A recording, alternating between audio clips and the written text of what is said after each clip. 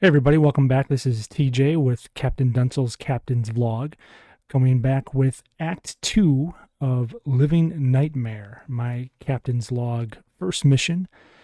Quick recap, Act 1 ended with Wall having a away team. They took a runabout to investigate this strange signal that was interfering with a Federation communications relay. They tracked it down to this derelict starship, kind of an unusual ship. It seemed to be partly organic. They had a little bit of trouble accessing the computer systems, but at the end they managed to download some of the information into one of their tricorders. And right at that moment, they got a communication from the USS Terai from Commander Ellis saying that there was a Federation colony under attack nearby. So that's where we're picking up the story tonight with Act 2 of Living Nightmare. So I have a first officer's log ready here. So Act 2, First Officer's Log Supplemental. The USS Terai received a Priority 1 distress signal from Coldwater Colony in the neighboring Beta Psi system. The message did not provide details, but only stated they were under attack by an unknown assailant. The Terai could not afford to wait for our return before responding, so we are currently moving at maximum warp to rendezvous with our ship and provide additional support. The Blob Rule is lightly armed, but Lieutenant Commander Rawle assures me we can put up a fight. Lieutenant Roy has begun poring over the data recovered from the alien spacecraft. I already knew he had strong engineering skills, but the depth of his technical intuition might exceed even that. Since Jamara has made it clear my assistance is not needed in preparing the Blob Rule for combat, I have been putting some of my own old linguistics know-how to some use to try to learn more about what we recovered from the derelict. I can only hope after all these years on the bridge it did not make me too rusty. So right off the bat, I think we're going to roll our first task because the Blob Rule is it's warping towards the Coldwater Colony. It's gonna meet the Terai there, but in the meantime, we have a little bit of downtime, and we see Lons, Chief Engineer Lons Roy, and Wall sitting in. We usually didn't see this too much in the series. I think we saw it in Next Generation, but there's kind of a meeting area, a lounge area in the runabout towards the aft section. So they're sitting at this table on the runabout in this lounge area, and they have their little pads out, and they're looking at the data that was collected from the derelict, and they're trying to figure out what it means. And of course, Wall he grew up around linguistics. His parents were both translators. Basically, they translated these old philosophical texts, and one of his focuses is linguistics. So he's certainly going to be helpful here, and we're going to do an initial roll for that. So linguistics falls under the command discipline, which Wall has a 5. And I think trying to understand it would probably be the reason attribute. So that's going to be a 9. So our target number is going to be 14 here. So I'm just going to write this down. What you don't see here is I'm making notes in a separate file, so I can kind of track this later. So task roll 1 here is going to be a reason of 9 plus a command of 5. So we'll try to get to a 14 to see if Wall can kind of figure out anything about this language, this text that they're seeing. So a 6 and a 12. So we have 2 successes. So that's going to give us not only a success, but it's going to give us momentum. And I think I'm going to hold on to that momentum for now. I think that worked really well in our favor last time to hold it until we really needed it. But we have some success. So Wall is able to understand some of this language. It is, as he's poring over it, it reminds him of a language he's seen before, and he mentions to Lons, and he goes, this reminds me of the old the Helorian dynasty. This text looks very similar. There's some similarities in the cognates and the structure of these words, and it kind of catches Lons by surprise because he didn't know a lot about Wall's background at this point. And he goes, I didn't know you had a interest in ancient history, Commander. I think the Helorian dynasty went extinct thousands of years ago. And Wall begins to explain, well, I grew up on Philosopher's Paradise. Have you ever heard of it? It's this colony, and there's dozens of these species, and they all study different philosophical texts. And the Halorians were pretty well known for their philosophical debates, and they log them, and they've been well preserved over the years. And my parents actually helped interpret some of the first ones into English, translate them into English. So he's got some knowledge of that. So he gives Lons a copy of some suggestions as to how to read some of the texts, and Lons thinks, well, this is going to be super helpful. This might save us days of translation time to try to interpret some of these numbers, Commander. So, all in the day's work for Commander Lagaki here. So this is going on in the background, and as this conversation is wrapping up, we get a communication from the main the forge area of the runabout, and it's Lieutenant Commander Rawl, and she goes, Commander, we're coming up to the Coldwater colony now. So Wall leaves Lons in the back. He comes up to the front of the roundabout, and he announces, let's go immediately. Red alert! Get the shields up, get the phasers ready. And Jamara's like, I'm already on it, sir. We're ready to go. Ship warps in to the system. We see in front of us this blue marble that is the Coldwater colony planet. And immediately Wall just says, well, let's scan, do a scan. Let's figure out, what's the position of the Terai, what's the position of the attacking ships. Let's see how we can help. And Rawl does a quick scan. I don't think we need to roll for that. Rawl does a quick scan, and she kind of looks perplexed and turns back to Lagaki and says, I don't see anything, sir. All we have, the Terais here, it looks like it's just entered orbit, but I don't see any other ships. There's nothing here. In fact, it looks like the Terai is running with shields down. It doesn't look like they're in combat mode at all. So Wall asks Rawl to try to hail them to figure out what's going on. And she says, well, it looks like I'm not getting I can't get through them right now, but there's an automated message here. Looks like it's in text from Karg, and it says, we are cleared to land in Shuttle Bay 2. So it kind of strikes Wall as odd, but given the fact that there aren't any enemy ships and there doesn't seem to be any attack taking place, he orders Rawl to land the runabout in Shuttle Bay 2. The Blob Rule comes in a minute or two later, lands on the deck, and immediately Wall heads to the bridge to figure out what's going on. Gets up to the bridge, and he sees that he's kind of caught Commander Ellis in the middle of a conversation, and Ellis is sitting at his command chair in the center of the bridge. On the view screen, we see this person, this alien. Let's figure out what kind of alien. Maybe a human. Let's find out. Who is Ellis talking to? Let's roll a die. Figure that out. 19. So Zindi, a Zahian, or a Tamarian. I have no idea what those last two are, I'll be honest with you. Let's see. Zahians. Sure. He's talking to a Zahian. Okay, whatever that is. So I'm going to write that down. So he's talking to this Zahian, and it quickly becomes clear to Wall that this must be a leader of the colony that Ellis is talking to, and Ellis eventually says administrator. He says, well, I'm glad to hear that your colony is okay, administrator. We are here to assist you in any way possible to recover from this attack. And the Zahian seems a little bit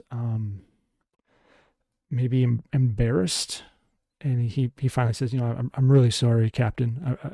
I maybe we overreacted. It just happened so fast. I didn't know what else to do. We have tens of thousands of people down here.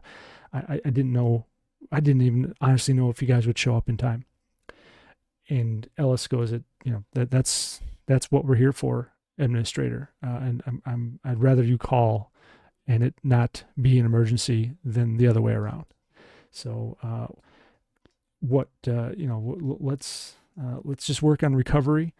And as we discussed, if you can send us any of your telemetry or data on the attacker, we'd sure like to take a look at it and try to understand what happened here. And then kind of Ellis ends the communication. It's at this point that Ellis becomes aware that Wall is back on the bridge, and Wall kind of comes up to him and goes, "Did we miss all the shooting? What happened?" And Ellis says, "Yeah, apparently. Maybe it was a bit of a maybe they were a little too quick on the trigger with that priority 1 distress call, where it's not really clear what happened, but it doesn't seem that there was any permanent damage or any injuries on the colony. But something did arrive that was unexpected, and it seems to have spooked the administrator quite a bit. But they're going to send us some data, and we're gonna take a look at that. But in the meantime, Commander, let's get into the conference room. Let's get the senior crew together and talk about what's going on with this signal." So the next scene, we see everyone's back in the conference area. All the heads of the different departments. The doctor, which we do have a name for the doctor now. It is Imawu. That's our Zindi doctor. Okay, and of course Sanas is there, and Karg and Rawl and Lans. And again, Ellis is at the head of the table, and right in front of where Lans is sitting, there's this little device. It's maybe no bigger than like a $50, but it's clearly a sophisticated piece of technology. It's kind of like maybe like a computer chip. It's got some wires sticking out of it. Not quite clear what it is, but it's definitely looks like maybe it was pulled out of some machinery. Maybe it was pulled out of the one of the relays. And that's exactly what it is. Lance starts talking and explains that this is what our technicians pulled out of relay number 1. It's a Romulan listening device, and there's this hush that goes over the conference room for a moment, and goes, and finally Ellis asks, how long was it there? What exactly were they listening for? And Lans is like, I really don't know, sir. Again, this relay hadn't been serviced for 36 months, almost more than 3 years at this point. It could have been placed there at any point during that time. It's a passive device. It operates using drawing a very minuscule amount of power from the relay's own subsystems. It's virtually undetectable, and it only would have been discovered through maintenance. So it was put there at some point. And Jamar and Karg seem a little bit agitated, and Karg's like, Romulan. But Wall asks, well, was this in some way connected to the signal? Were they inviting the signal into the system? Were they redirecting it? And I think the answer there is, we'll roll for it. I think it's highly unlikely, since we know that this signal came from somewhere else. But just out of the chance that the Romulans somehow were involved, let's do a quick roll. I think this is highly improbable. Yeah. So the Romulans were not responsible for the signal whatsoever, but they clearly were listening in on that first relay. And it's somewhat interesting that it was the first relay that had this embedded signal in it and not the other two. And Lans makes it clear that there wasn't anything discovered on either relay 2 or 3 that would suggest sabotage or modifications or any influence from the Romulans, just this first relay. So more questions there than answers at this point.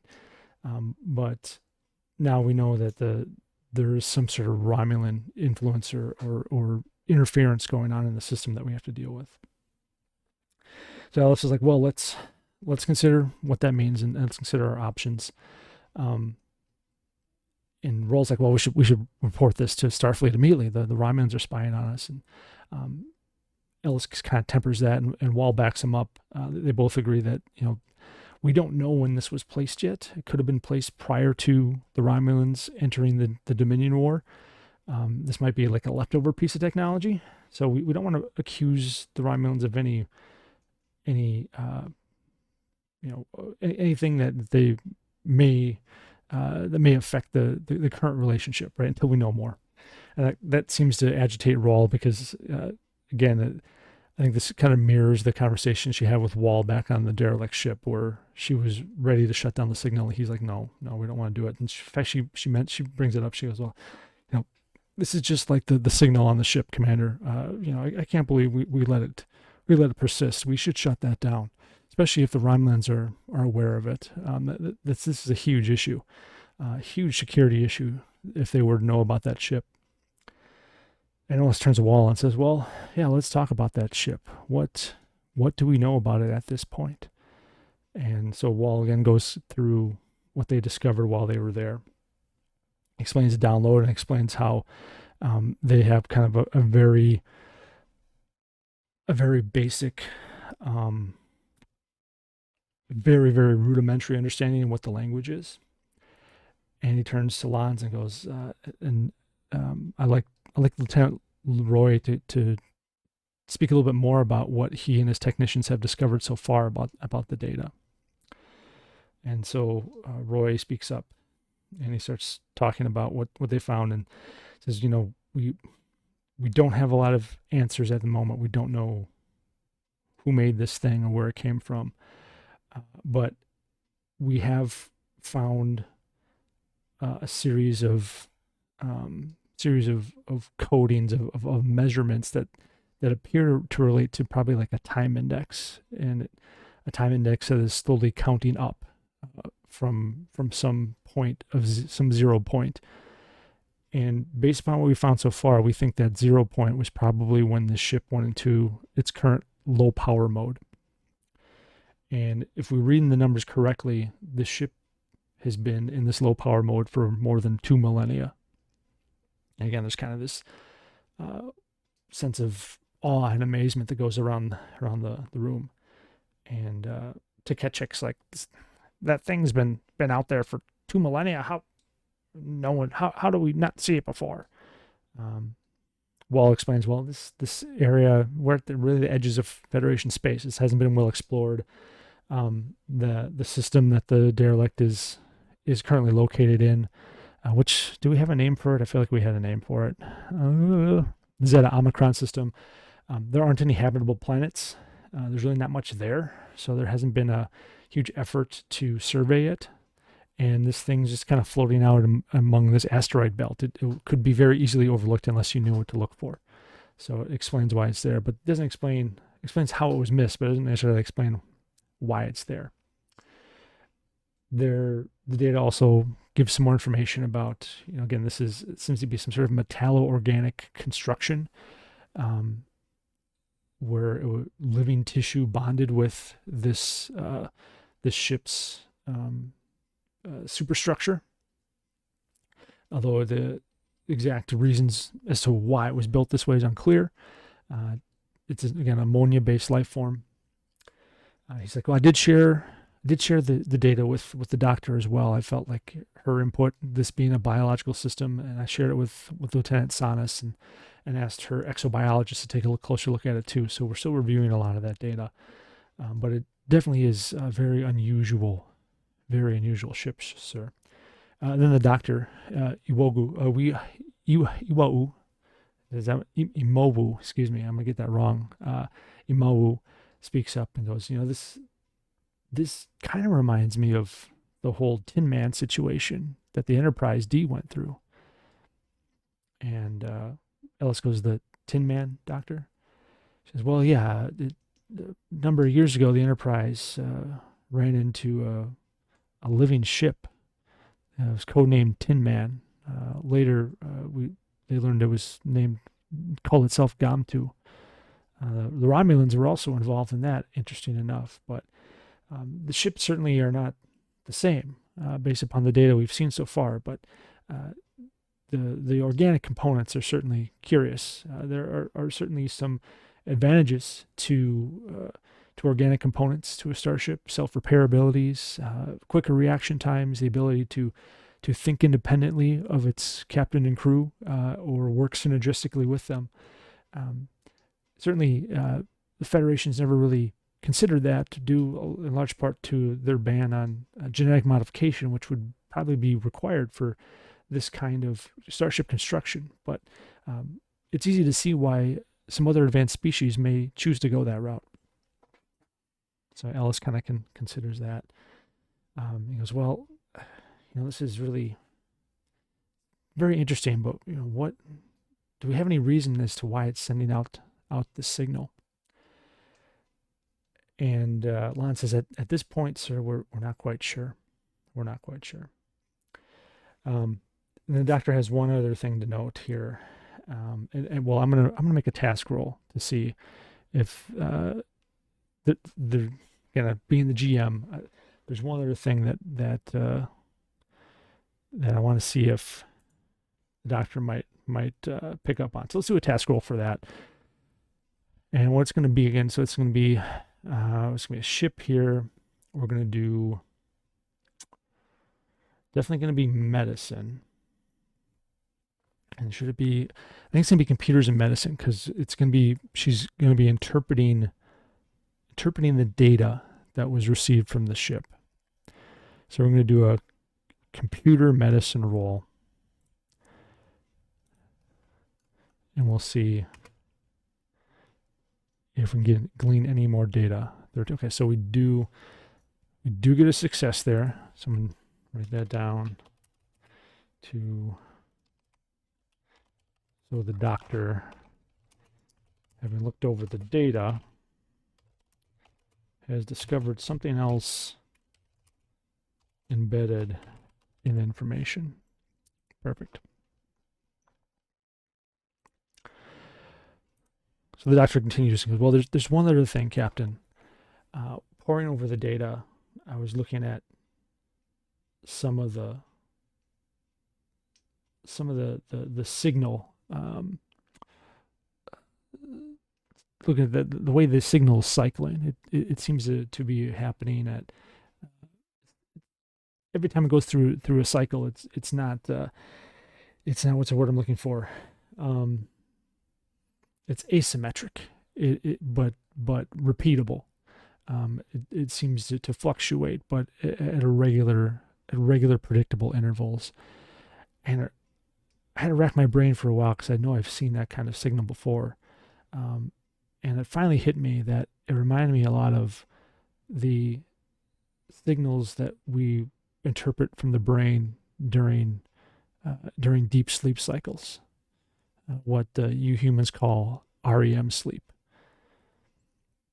And Walt kind of looks at her and goes, "What are you saying, Doctor? That the ship is sleeping, is dreaming?" And she kind of shrugs and goes, I can't tell you that, sir. All I know is that I just made note of it. And you can take with that what you will. Right? So it's decided that, okay, so there's some information about this ship, but we don't know much about it yet. Again, Wall says, sir, certainly the signal is something that we want to deal with, but I don't know if I don't know if we still have enough data at this point to say we should go back and shut it down. And after some hemming and hawing, Ellis goes, he agrees. He goes, we need to get more information. Lons, I want you get whoever you need, get the doctor involved, get her medical staff involved, get Sonis and her biologist involved. Let's pour over this data, and let's figure out as much as we can to try to best understand why the signal is occurring and why it's being sent to one of our relays. But we need to do this soon. If we don't have a better picture about this in the next 24 hours, we may just have to make a executive decision and just shut it down to ensure the security and safety of our relay system. Okay. Around this time, we get a message from the bridge. One of the crewmen there tells the commander, "Sir, Commander, sorry, we just got the data from the Coldwater colony. We have the telemetry data. We have some we have some visual data on the attacker that was taken from some of their Sentry probes orbiting the planet. Elsa's like, well, send on over. Let's take a look at this stuff. Let's see what we have to work with. So the data gets piped into the main view screen in the conference room, and we see this this shot taken from one of these Sentry drones positioned around the planet, and we see the planet, kind of the curvature, the edge of the planet on one side of the view screen, and then just the blackness of space from the other. And then coming from that blackness, out of the blackness in the right hand corner, there's this figure object approaching. And as it gets closer, we can see that it is some sort of ship, very kind of menacing. It looks almost kind of lots of sharp edges, very mechanical. The long, kind of a long cylindrical body on one end ends in this kind of globular shape, but not a sphere, more like a dodecahedron, or the Epcot Center ball. There's like a geodesic dome kind of shape. There we go. And then on the other end, we have a series of these kind of multi-articulated arms, almost like a giant claw, like 8, 10, 12 of these. In comparison to the body, they're very thin, but clearly they're still robust, and they seem to kind of move almost like the tentacles of an octopus. It's not clear that there's what the means of propulsion is for this thing. There aren't any obvious kind of ion trails or impulse engines or anything like that, but it's moving at a pretty good speed. It would probably be equal to full impulse at the very least, coming towards this planet. And we see the image kind of change a little bit. Now it's a magnification of that original view of a secondary probe. That one probe is taking an image of another probe from a distance, and this ship is approaching the probe, and as it gets just within reach of its claws, of its tendrils, its tentacles, there's this beam that shoots out, and there's this flash of light, and it seems to knock the probe kind of all tipsy-turvy, and it starts spinning out of control. And it looks like this thing makes an attempt to grab it. As soon as it does, it seems to kind of recoil from the probe, almost as if it's almost like it's like hot to touch, but it's not, or maybe this thing thinks twice about what it's doing, and then we see it suddenly kind of turn around and take off almost as quickly as it entered the system, and within moments it's gone again, and then the visual feed ends. And after that, we see some telemetry data coming down. There's an outline of the basic structure of the ship, and there's all these little oculogram things trying to, the computers is trying to analyze the basic structure of the ship. So everyone's kind of looking at this, and Ellis, he turned around to watch the view screen. Now he turns back to his crew and goes, "Well, ladies and gentlemen, thoughts, analysis.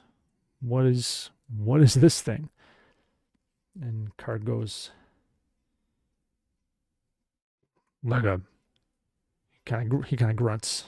He goes, "Monstrous. I like it." And Raul goes, do we have any? Do we get any data from them? What was that energy beam that fired at the probe?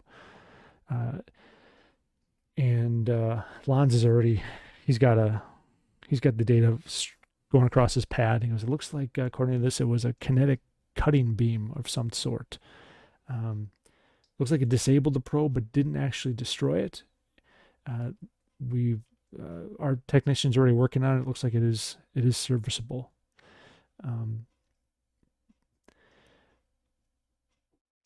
And Wall's like, "Well, it wasn't much of an attack at all. Looked like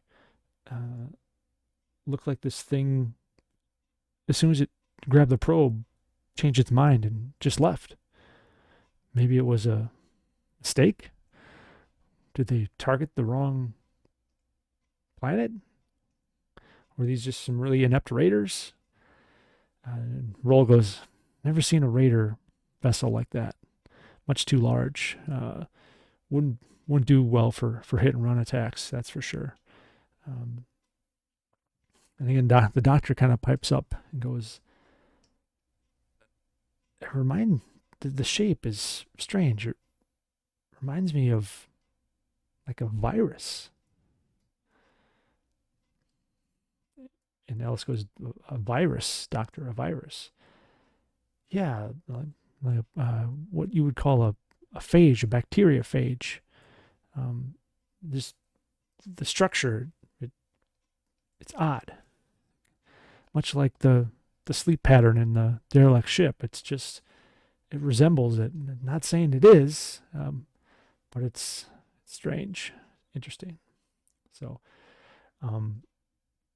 again, the ship does not match any known ship designs within the Starfleet database, the Federation databases. That's for sure. And the question becomes, well, where's the ship? So I think one question to ask is it possible that the ship is still hiding somewhere in the system? Is it maybe there's a chance that it might come back and try to ambush the Terai or attack the ship, attack the planet again? I think that's highly improbable, given the fact that its behavior just kind of left. And it doesn't have any reason to suspect that the Terai was on its way, so it's not like it left thinking it was going to be attacked. So I don't think it's sticking around anymore, but let's take a look at that. No, so it's not anywhere in the system. It has left. But Ellis does say, well, I don't know what this thing is, but it's attempted to attack a Federation colony here along the neutral zone. And certainly it's not the only colony in the area. I want to make sure that whatever this thing is, that it's dealt with. So let's figure out where it went. Okay, is it is it possible to maybe it was just here? Maybe we can pick up like its ion trail or some sort of residual spatial disturbance that would show. Basically its footprints, its trail, its space trail to figure out where it's coming from. So he's gonna put Sanus on that, and that will be our next task. And it's not going to happen right away. So this will be happening kind of in the background as we're trying to explore what this thing is, right? But I will roll for it just to determine if we can track this thing down. And again, I think will be sensors and science, right? We're trying to detect some sort of evidence of its positioning, where it might have gone, trying to triangulate where this thing came from. So that'll be sensors and 9 science. So it'll be a task roll of 12.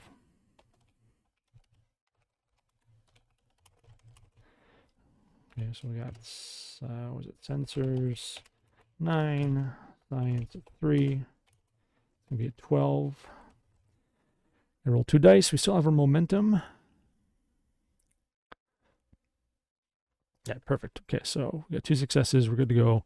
So ultimately, Sanus is going to be able to give us some information about where this thing is. So Sanus is going out now. I guess Ellis Sanus is going to look at him and go, Captain, you've already assigned me and my team to investigate this derelict ship. Bit of contradictory orders, sir. And he kind of interrupts her and doesn't want to get through all the Vulcan-ness and goes, Lieutenant, I want you to focus on finding the ship. Assign your biology team to help Mr. Roy. Sanus is good with that, and she leaves the conference room and starts working on that, which we know will be successful in the short term here. The other question is, why did this vessel attack the colony? What brought it here for that reason? So I think one question to ask would be, is this vessel in any way connected to our derelict ship? So let's ask that question. I think it's probable, just because it seems odd that we have two unknown ships suddenly appear very close to each other. So probable, yes. So these two things have some sort of connection. Um, is it in any way connected to the Romulans? I think it's, yeah. Okay, so I was going to say it's 50-50. And so, yeah, so somehow the Romulans are involved here. Um, I don't think it's their ship. Okay, so we can roll for that and say, is this are the Romulans controlling this ship? No, they are not. Okay, but there's some sort of Romulan connection, right? We have this Romulan bug listening device on the relay. It's it's it's likely that they are aware of the signal as a result. Maybe they don't understand what it is, but they probably at least know that it exists. And now we have this other ship going on here. So then I think our fourth task then, and I feel like I'm assigning a lot of tasks to a lot of people. This will be Karg's task. This will be operations task. Ellis is going to go, Karg, we just got a lot of data from Coldwater Colony. I want to know why this thing attacked them. Or who or what. I want you to pour over all the data we're getting. See if there's any sort of irregularities or anything that might point to a MO for this this attacker to attack the colony. Something doesn't feel right about this, and I want to know what it is. Okay. So Karg's like, yeah, whatever. Okay. So we'll do a fourth task roll. Karg. So while Sans is doing his thing, Lans is doing his thing, Karg is doing his thing. So Karg is going to be doing, I think it's going to, well, he's doing, I think he's going to be computers, do security. Yeah, I feel it's kind of a security. It should be Jamara maybe, but we'll do, or is it more of a con? The operations is kind of, or is it engineering? I mean, I guess if it's security or engineering, it's kind of the same thing, right? It's probably one of those two. We'll call it engineering because he's looking through all the data.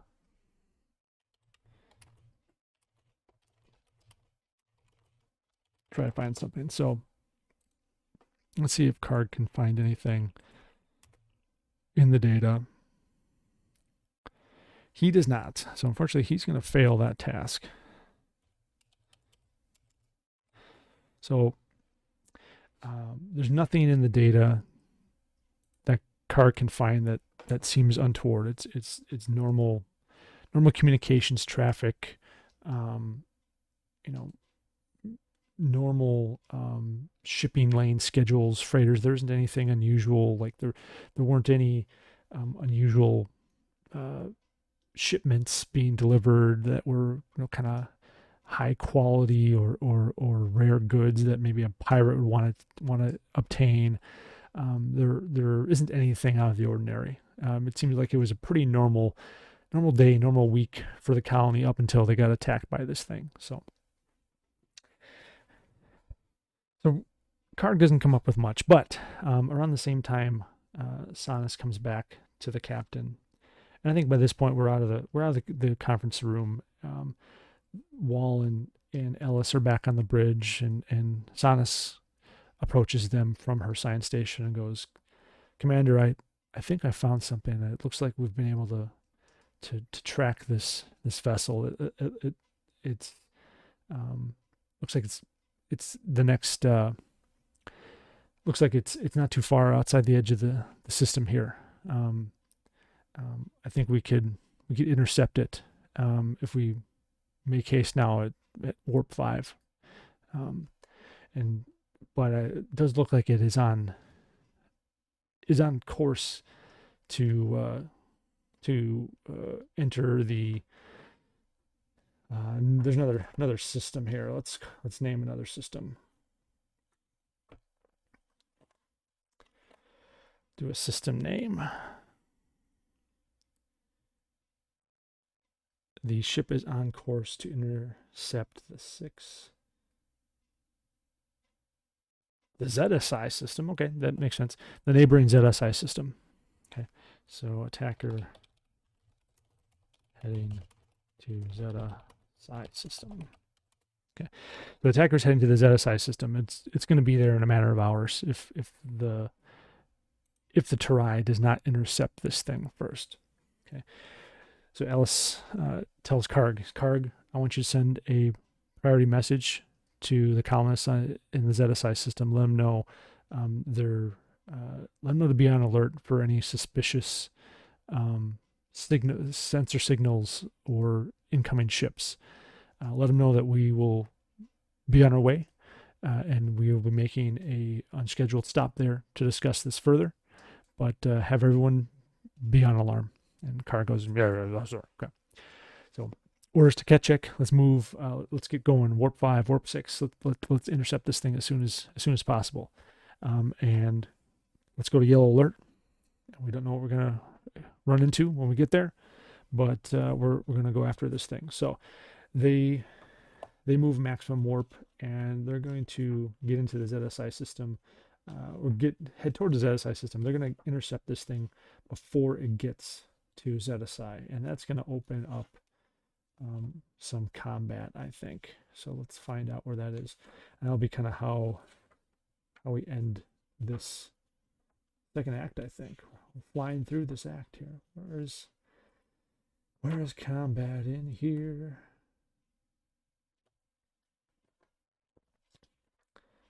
There we go. Ship combat. Okay. So, all right. So, the Terai moves maximum warp heading to ZSI. They intercept this attacker just outside the system. It's maybe like a half a AU away from the ZSI colony here, and comes up on screen. Ellis is there. He says, Karg, I want you to try to hail that vessel. Warn it away. Tell it not to approach the colony, or we will fire upon it. Karg sends a hail. Nothing. Tries it again. Says, sir, there's no response. No one's responding, and the ship is continuing to move at what appears to be full impulse toward the ZSI system. So Wall says, red alert. He orders roll. Let's target this thing with phasers. Let's give it a warning shot. Fire a warning shot across its bow. Let's see if we can get its attention and get it back in our direction. So Jamara fires phasers, and sure enough, they just glance across the hull of this attacker, and all of a sudden this thing abruptly stops, and we see it slowly turn around, and its tentacle claw-like things start to move towards the Terai, and in the center of its mouth, we see this intense glow, as it seems maybe there's a weapon charge, maybe its kinetic cutting beam that it used to attack the probe is now going to head towards the Terai. So that's it. We're going to go into combat. So Ellis tells roll. Let's light it up. Let's see if we can get this thing to back down. So what are we going to do here? So we have Starship combat. We're going to do what it's called extended conflict. Is it extended conflict here? Okay. So we're going to do weapons plus security. Okay. And that is going to be, we have 8 plus security, so we only have a 10. Okay. So what happens is we're going to roll a series of die. If we succeed, then we hit the opposite ship. If we fail, then we ultimately have to take damage instead. And We can also spend momentum to inflict an additional hit if we want to. We do have that. We have that momentum. If we fail a task, your starship receives 1 hit. Consult the system's hit matrix to learn which system has been impacted. So we start with we have a maximum number of hits we can take is our scale plus 2. So we can take 6 hits. The opposition is equal to our scale, so our attacker can take 4 hits, right? Now we also have to decide who has initiative. I think in this case we kind of have the initiative. We did, Federation doesn't like to attack first, but I think in this case that's what's going to happen. So so task 5 is going to be combat, and we're going to have a series of rolls. We're going to have weapons plus security, so that's 8 plus security at 2, so we're going to have our target's going to be a 10. So roll 1 here. What's going to happen?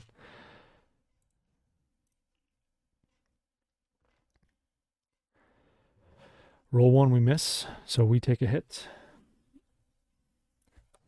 So our ship now has 1 hit. So we have 5 remaining hit points. Okay, so roll 1 is fail. Terai takes a hit.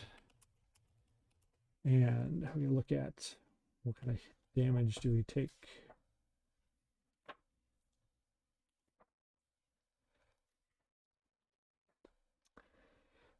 So let's see. First, we're going to roll 1 die for that. So 16. Structure.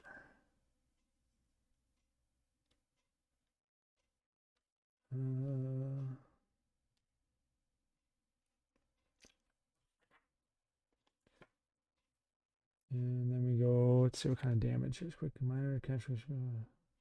Okay. So we'll do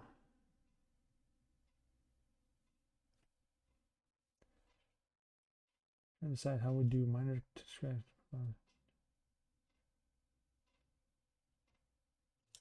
Let me back up here. Sorry. It's gonna the most intense spot is the one that I'm gonna slow down on here. So so we can remove hits too. Cool. How do we determine the amount of damage? Consult the.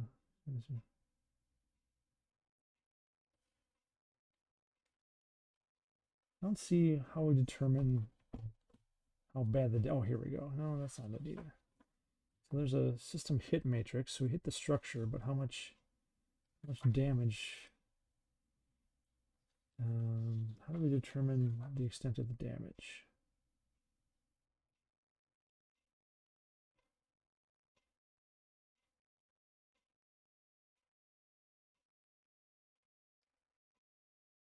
Oh, I see. Okay, here we go. All right. First table is for that. Oh my God. Catastrophic damage. Oh no. All right. This is not good. This thing kicked our butts.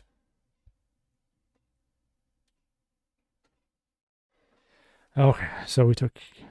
Oh man. Okay, this is bad. So we rolled structure. Catastrophic damage. I don't know how we're gonna get out of this. You know what? I think I have no choice. I mean, I'm the GM, right? I have momentum. I think I have to spend it to basically cancel this out. I mean, this hit is so bad. Oh man, yeah, okay. That's what we're gonna have to do. I'm going to use our momentum. Use momentum to cancel hit. Otherwise, I feel like the ship is just going to be in a really bad spot here. I'm going to go back and find the combat again. Okay. So I can momentum to remove 1 hit. Reroll 1d20 on failure.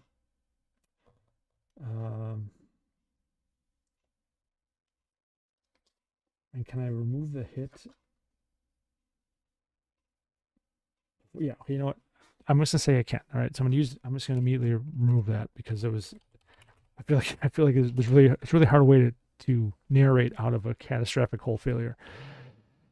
All right. Um, so first hit was certainly jarring, maybe more than the ship expected. But through some sheer luck and good piloting from Tekek, the ship manages to avoid major hull damage. Let's put it that way. Roll number 2, we do succeed. So we get to give 1 hit to attacker. So attacker is down to 3. I'm just call it 3 hull. All right, roll 3.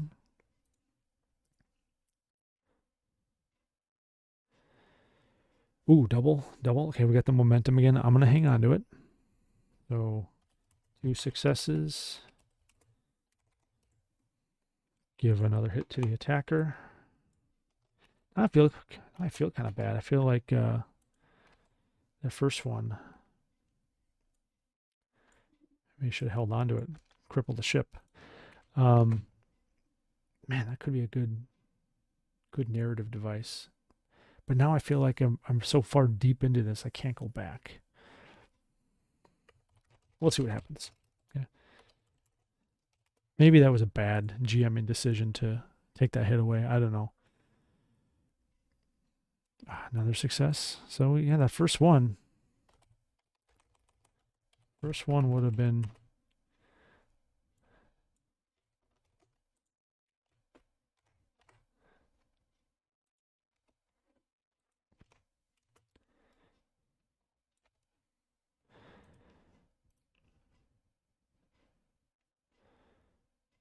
failure. Okay, so here we go. So roll 5 is a failure. You still have that momentum. Terai takes a hit. And so up to this point, this battle's been pretty pitched. The Terai nearly avoided that first shot, which I think surprised a lot of people. Rawl did really good with her tactical acumen. Tekek has kept the ship moving around. It seems to have given the attacker pretty good fight to this point. But this time the Terai gets hit. So what gets hit here? Computer system.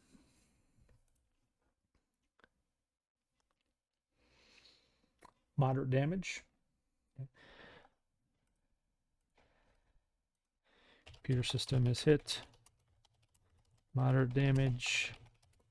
And let's find out what that means. 18, minor repair. Ship has suffered extensive damage. It requires multiple crew members to repair. So the computer system, ship takes a hit, just shakes. All of a sudden, the computer system just almost completely shuts down. And Ellis calls on the engineer and goes, Lieutenant Roy, what just happened? Roy goes, sir, the whole system's down. We're going to work on a repair as soon as we can, but our main computer's offline. We're going to backups. So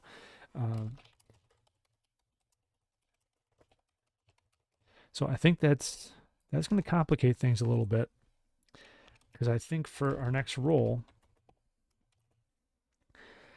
with the main computer system down, that's going to mean Jamara is going to have to take the next shot manually, all right, which is going to lead to, at least this next shot anyway, is going to have to double the difficulty. So unless we pass on both of these rolls, it's going to be a failure. So, all right, so we failed on the 6th roll.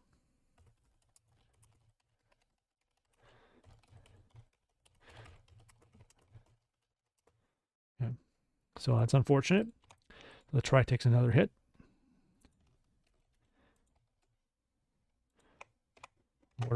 What's gonna happen to the Terai this time? Oops, don't want that. So what system are we looking at this time? Communications.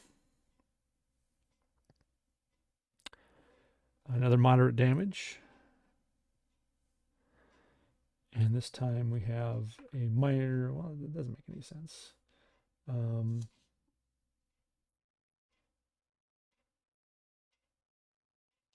never mind.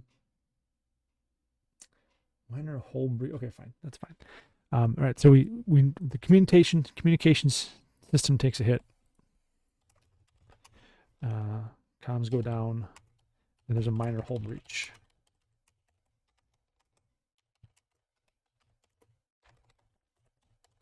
Okay. So that means any further results of moderate damage become critical damage. So that's not good. And with the minor repair, we're not allowed to spend momentum for advantages related to the ship's tasks. Okay, so that's not good. But, you know, since I kind of just made up that, so we can't use our momentum at this point. We're gonna have to kind of bank that. But let's say that roll 6, Jamara, she had fire manually. She hasn't done that for a while, so she kind of missed. But now she feels more confident. So we're gonna go back to just requiring 1 success. So at this point, the attacker has 3 damage. It hits 1 hole left. The Terai has taken 2 damage. It's got 4 left. The battle continues, and we get the final hit that we need here. Attacker is defeated. So the Terai certainly took its lumps, and I think probably the attacker's strength surprised a lot of people on the bridge there, especially that initial attack, which could have been really, really bad. I think at the end of the day, it was probably good that I spent the momentum there. So the attacker's not destroyed or anything, but that the last barrage of phaser beams lands across its bow. We can see some clear, battle damage, some carbon scoring on the surface, maybe some little kind of embers or areas where there's some EPS conduit failures or kind of arcing of power systems that have been damaged. And with that, the attacker withdraws. In fact, it veers off from the Zeta Psi colony entirely and heads off to deep space. And that leaves the Terai sitting there. So the Ellis is like, I want a systems report. I want a damage report. What do we have? What's happened here? Okay. So we're gonna do a couple rolls here. So what's the overall systems report? I don't think there's going to be any casualties at this point. Okay. There might be some injuries. So let's see if we have any injuries. Yes, we have quite a few minor injuries. The doctor reports in and says, "Oh yeah, we got a lot of lacerations here, some cuts, bruises. People were definitely knocked about by that attack, Captain. I don't know what you're doing up there, but tell the check to take it a little bit easy on those turns, right?" So we have many minor injuries. We have the computer system. How long is that down?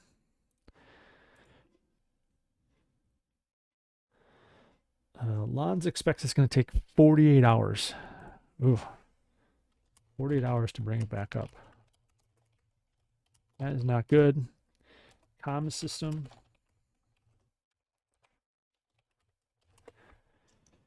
How long is that going to be out for? That's going to be out for 24 hours. So this attacker certainly did.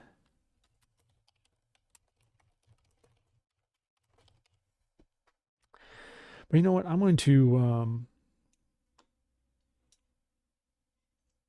see if I feel like I really need those systems.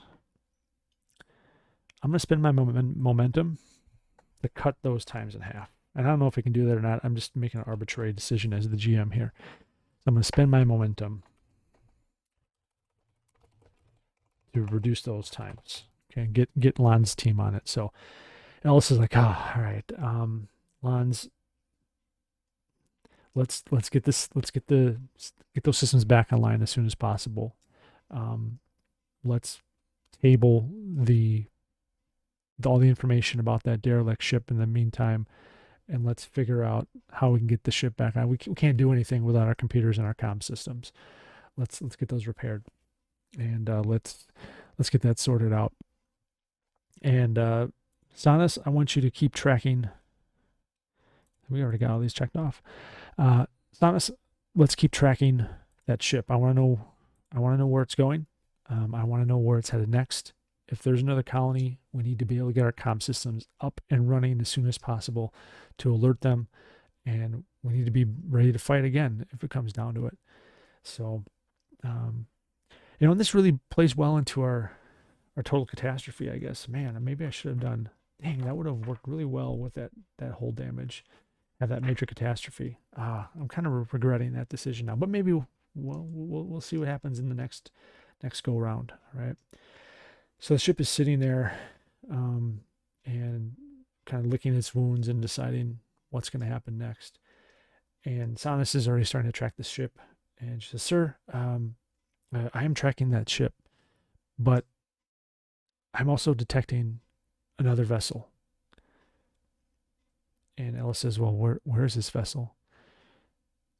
And she says, "Sir, it's right off our port bow. It's decloaking." Ella says, "On screen." And we suddenly see, we have a shot, will be an exterior shot of the Terai.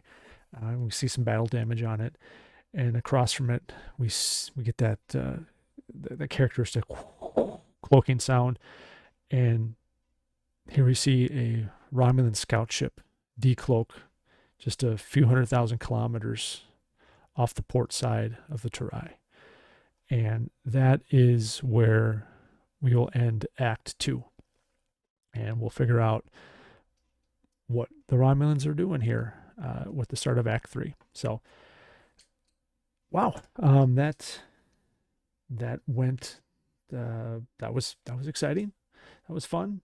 I think, did I make any mistakes there? Well, let me know. But we have the Terais kind of in a somewhat a compromising position now, and we'll see how they piece it all together here in the final act and figure out how the Romulans are involved in all of this next time. So, again, thank you for watching. I hope you enjoyed it. Hope you stick with me next time. And until then, have fun out there. Take care.